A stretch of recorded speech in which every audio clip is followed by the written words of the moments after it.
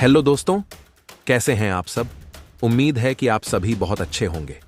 दोस्तों, आज हम जिस देश के बारे में बात करने जा रहे हैं, वहां हर इंसान को हर समय हंसते रहना जरूरी है। यह एक ऐसा देश है जिसे दुनिया के सबसे ज्यादा विकसित देशों में भी गिना जाता है। दोस्तों, अगर आपने यहां का पिज्जा खा लिया तो यकीन मानिए, आपका कहीं और का पिज्जा खाने का मन ही नहीं करेगा। यहां बनाई गई शराब दुनिया की बेहतरीन शराबों में से एक मानी जाती है। यह एक ऐसा देश है जहां जानवर पालने के लिए भी अलग कानून बनाए गए हैं। और यहां की लड़कियों की बात करें तो उन्हें हूर की परी कहा जाता है। मित्रों, यह देश स्वास्थ्य सेवाओं के मामले में दुनिया में दूसरे नंबर पर आता है। दोस्तों, हम बात कर रहे हैं यूरोप के देश इटली की। इटली यूरोप महाद्वीप में बसा एक ऐसा राज्य है जिसका क्षेत्रफल 312 वर्ग किलोमीटर है और जिसकी जनसंख्या लगभग 6 करोड़ 50 लाख के आसपास है। अगर धर्म की बात करें तो यहां सभी धर्मों के लोग रहते हैं, लेकिन रोमन कैथोलिक धर्म के लोग यहां अधिक हैं। यहां सबसे ज्यादा इटालियन भाषा बोली जाती है। इटली की राजधानी रोम है, जो न केवल इस देश का सबसे बड़ा शहर है बल्कि 3000 साल पुराना भी है।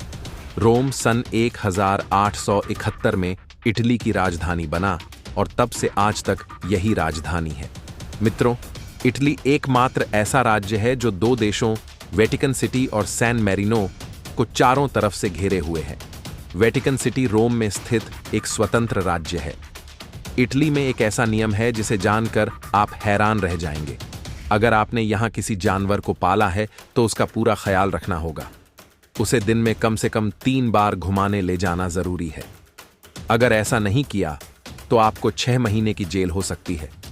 दोस्तों, इटली दुनिया का ऐसा इकलौता राज्य है जहां मर्दों के स्कर्ट पहनने पर पाबंदी है। शायद आप सोच रहे होंगे कि आखिर कौन सा देश है जहां मर्द स्कर्ट पहनते हैं। पहनना कहीं भी नहीं मना, लेकिन इटली में इस पर पूरी तरह रोक है।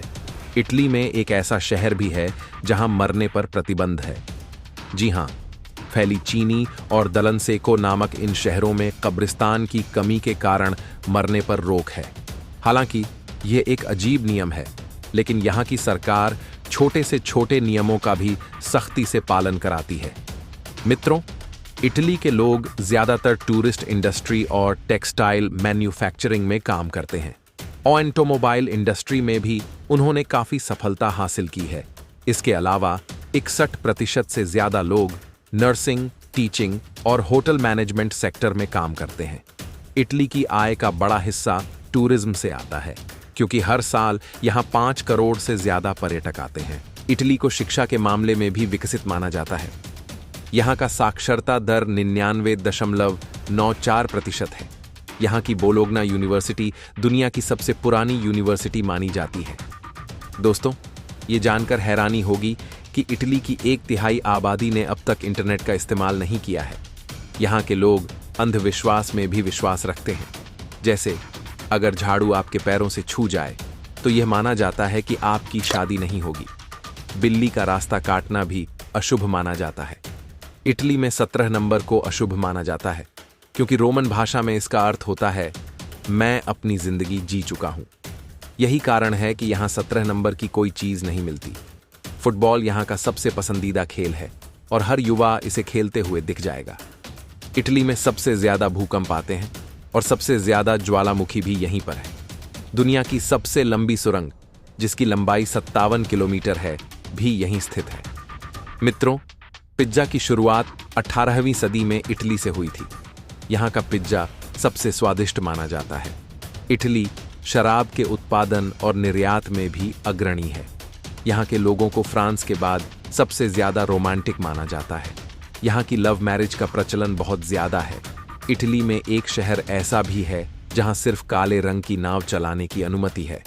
अगर आपने किसी और रंग की नाव चलाई तो आपको 3 साल की जेल हो सकती है। और हाँ, इटली के हर शहर में आपके चेहरे पर स्माइल होना जरूरी है। अस्पताल और कब्रिस्तान को छोड़कर कहीं भी अगर आप बिना मुस्कान के दिखे तो कानूनी कार्रवाई हो सकती है। मित्रों, इटली की खूबसूरती देखने हर साल लाखों लोग आते हैं। यह दुनिया का 5वां सबसे बड़ा टूरिस्ट डेस्टिनेशन है। इटली का 80% हिस्सा जंगलों और पहाड़ों से घिरा है और यहाँ 50 से ज्यादा यूनेस्को वर्ल्ड हेरिटेज साइट्स हैं। अब दोस्तों, आपको इटली की कुछ फेमस जगह पर घुमा देते हैं, जिसमें पहले नंबर पर आता है वेटिकन सिटी। वेटिकन पूरी दुनिया में कला के कुछ सबसे मूल्यवान कार्यों और कला संग्रहों का घर है। माइकल एंजेलो की सबसे मार्मिक कृतियों में से एक पिएटा और सेंट पीटर की विशाल बेसिलिका इमारत के केंद्र बिंदु के रूप में काम करती है। पोप बाहर सेंट पीटर स्क्वायर में अनुयायियों को संबोधित करते हैं।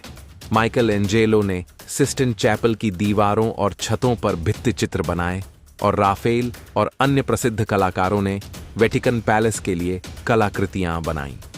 नंबर 2, रोम। जो पहले रोमन साम्राज्य की सरकार का मुख्यालय था, अब इटली की राजधानी के रूप में कार्य करता है।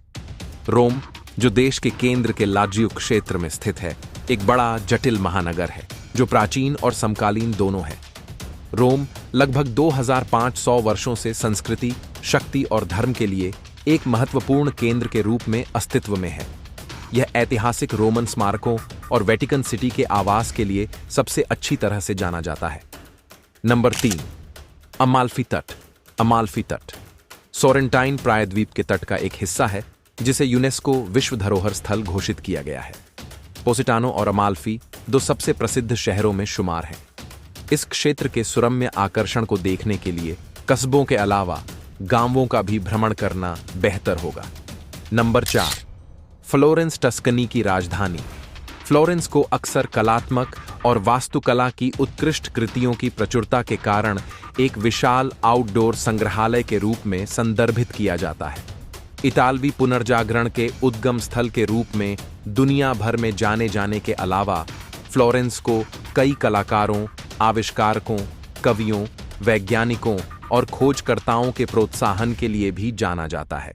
इसने दुनिया को ओपेरा और फ्लोरिन का पैसा भी दिया, जिसने यूरोप को अंधकार युग से बाहर निकलने में मदद की।